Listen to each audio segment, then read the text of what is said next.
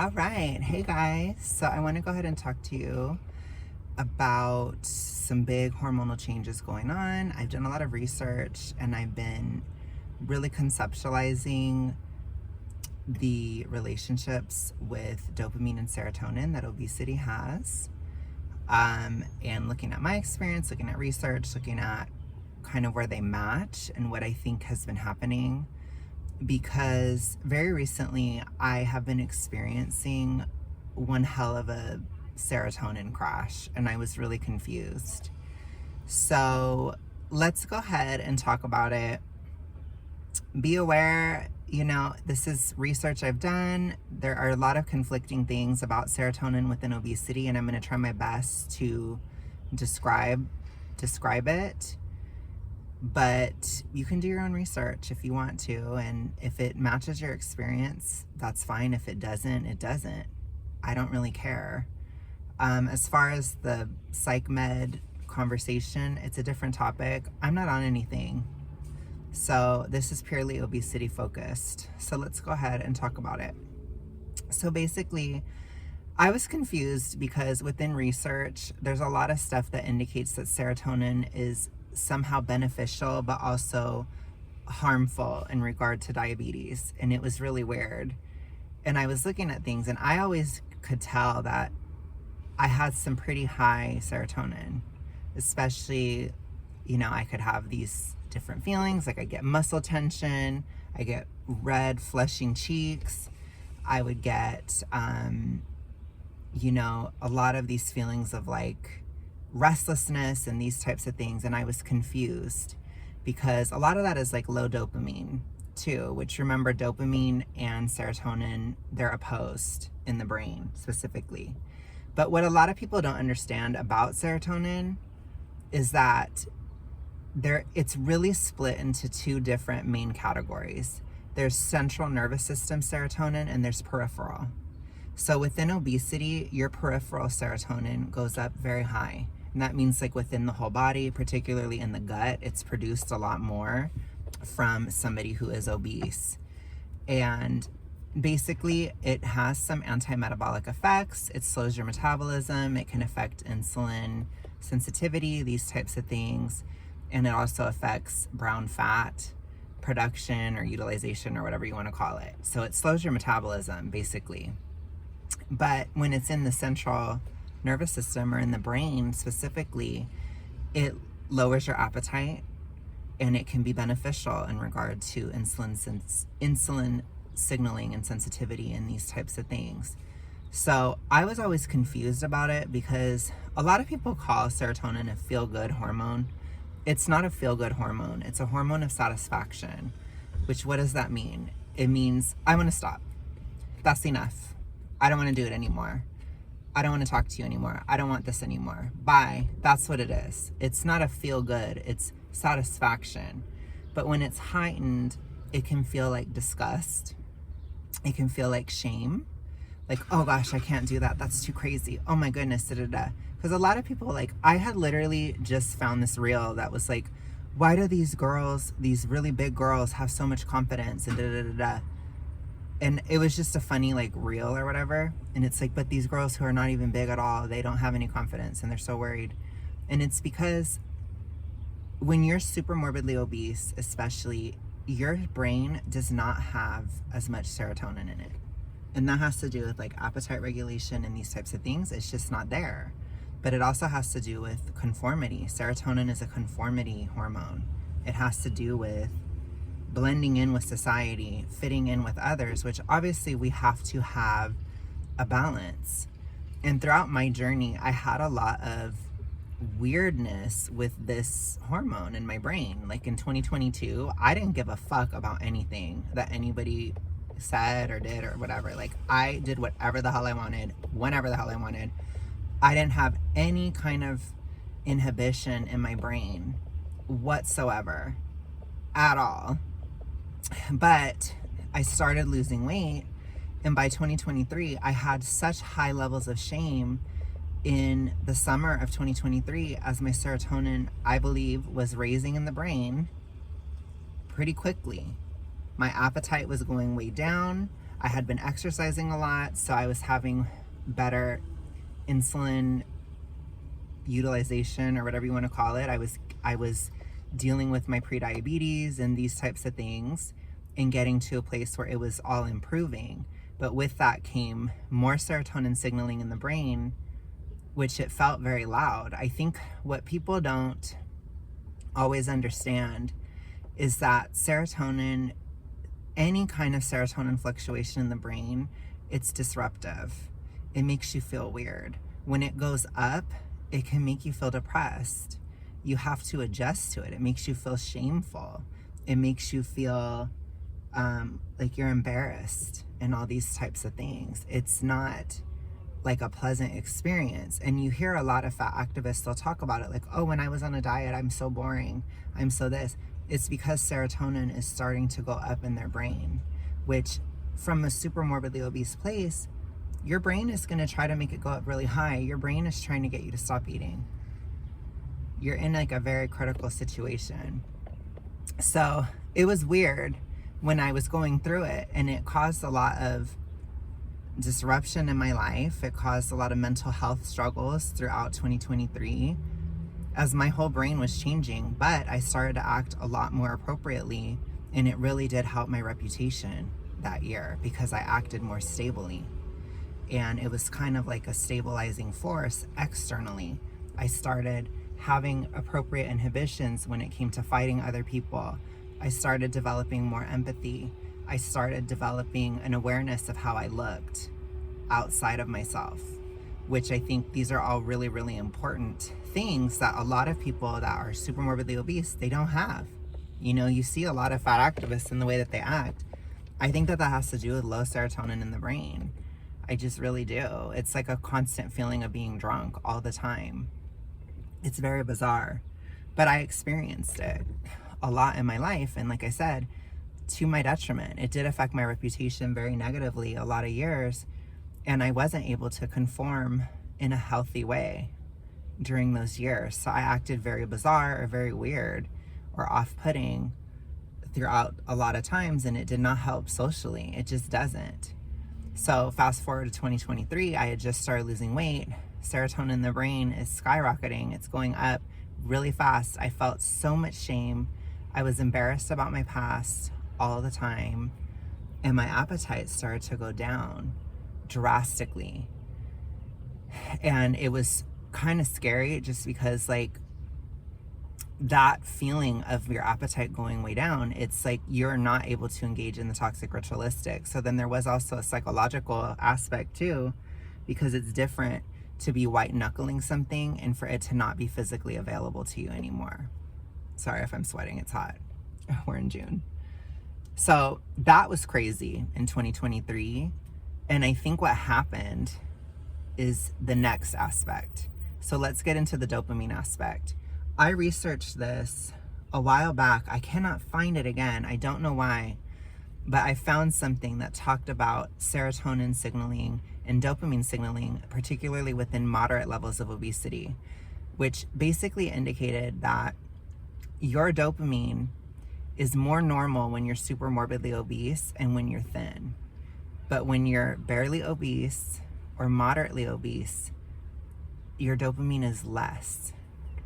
And I experienced this, especially from a body fat perspective. My dopamine hit the floor when I was just about at 30% body fat, which is obesity for a man. It was terrible, so low, and it got lower and lower and lower until I reached that point. And then it started to climb back up. So what that causes is when you're losing weight, especially from a huge size, over time, especially in a deficit, so this is specifically within a deficit, your dopamine feels like it's going down further and further and further. And what does that cause? It causes your brain to feel like it has high serotonin, because remember, serotonin opposes dopamine. So if dopamine signaling is lower in the brain during a mid-fat, small fat zone, even mid-zone, then you're going to have a lot of serotonin signaling in the brain.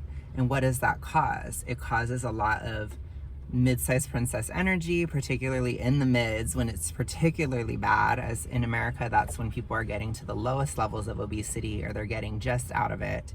So that means you become like kind of rigid, more, it makes you like disgusted with everything, unimpressed by everything. It's these types of feelings. That isn't good enough for me. My boundaries, you know. A lot of people that talk about boundaries constantly, they probably have low dopamine. I'll put it to you that way. And I'm not saying that in a shady way. It's just, it's kind of like a sign, because serotonin is inhibition. It is satisfaction, remember. So I have had enough. I don't need any of that. I don't need that. That's a feeling of serotonin. I don't need that. But if it's too high, then you cannot need anything, right? Or it can be too much. So, and I do think that that should be explored within the reductive side of things as well, because I wonder if serotonin is involved in that too. But that's a different discussion for a different day. But regardless, when I was going through this, really towards June or so of last year, I kind of entered into my low dopamine era, which, what did that cause? It caused me to feel very restless. I had to move all the time. And it kind of just kept getting worse and worse and worse. I get to my bra era, it's like worse than ever. By December, I'm like having such low dopamine symptoms. I'm getting restless. I'm like constantly like in my hands and feet, and like it's physical restlessness. Like I think people just think of like restlessness as like an emotional quality, but it's not. It's like a feeling of like restless leg syndrome. That's what I mean. So it's physical. And I had to keep going to the gym, extremely low motivation, could barely focus. There were a lot of times I was filming and I couldn't stay on track with my thoughts. Like it gave me a lot of ADHD symptoms and things like that. But again, on this channel and in general, we're focused on obesity, and obesity as a pathology and as an illness or as an issue, which it does affect. And I'm sure if I had ADHD on top of it, it would be even worse, you know, it would make it even worse. So basically, I was exploring all that throughout this past year. And one of the things about having this low dopamine in the brain is it makes your serotonin signaling stronger, which also makes you more obsessive. So when you have very strong serotonin signaling, it makes you kind of obsessed with anything and everything. I went into this era where I was very, very obsessed all the time, hyper obsessive, for like a year. And I was obsessed with the process. I'm obsessed with YouTube. I'm obsessed with this. I'm obsessed with that. Like I'm obsessed with Taylor Swift. I'm obsessed with this, you know, whatever, right? It just doesn't matter. I'm constantly obsessed. And I don't think there's anything wrong with that. But it can, for me, it made it a little harder to be creative, because it kind of makes you a little bit more rigid mentally when your serotonin is not opposed by dopamine. You know, when you have low dopamine, you're less creative, basically. So it was a struggle at times, particularly like in March. I was trying to do YouTube and I was like, oh my God, I literally don't know what to say anymore. It was really hard. And so I think that basically what is happening today and why I'm making this video is that I told you guys for a while that I could tell that my dopamine was improving after getting outside of obesity. It was steadily improving, slowly but steadily. I've noticed it since right around that time, literally like late April when I went to Austin. It was during that trip that I could feel like I got past something. Then I came back in May and I was okay in May. I was no longer feeling as bored. I was feeling peaceful. And then now in June, this happened. So I told you guys that I was having terrible migraines really a week ago, like last Sunday. Sunday night, I went to the gym. It's just interesting that it happened after the gym. It's because the gym releases dopamine. So I went home, I had a migraine, and I had a terrible migraine Monday. It was so painful, and it literally, I felt like I was gonna throw up the whole time. And it just went on for a few days, but during that, I was having a lot of fluctuations within my dopamine. Like I could tell it was better. I was satisfied doing hobbies. Like I told you guys, I was doing video games and stuff. I was completely fine. I was able to focus better, basically, on what I was talking about and stuff. But then the days went by and I started to have a lot of like serotonin withdrawal symptoms. So in particular, I have weird tingling in the palms of my hands and in the balls of my feet. I have dizziness, nausea, sleep disturbances. I felt electric shocks in my shoulders. I've had twitches throughout like my lats and stuff, which is really weird for me. I've never really had that. And all these other symptoms, and a lot of these other things that I had that indicated high serotonin, like high blood pressure, and like this muscle right here was really tight, because when you have high serotonin peripherally, remember I'm talking peripherally, it's different. It causes a lot of stiffness and rigidity in the body. And people were commenting a lot on my posture and stuff, and it's hard to change my posture because my body is so stiff. It comes from a stiffness. That's why it's like you want to hold your hand like this, and it's like everything is stiff with this peripheral serotonin. It's weird because it affects your muscles and stuff. And I was doing more research, and serotonin is also involved in diabetic neuropathy as well. So there's a lot to do with this hormone that I just think people don't know anything about it. And it needs to be known. Like, people need to figure this stuff out. Like, it's important. So anyways, so the point is, I think I'm getting out of obesity as I've gotten out. I told you guys I'm out of obesity since April 10th. It's now June. And my hormones are regulating. I'm starting to have a thin brain. I'm starting to have a non-obese peripheral serotonin system. And what does that mean? It means that it's easier to be creative. My emotions came back really strong. I'm a lot more emotional again.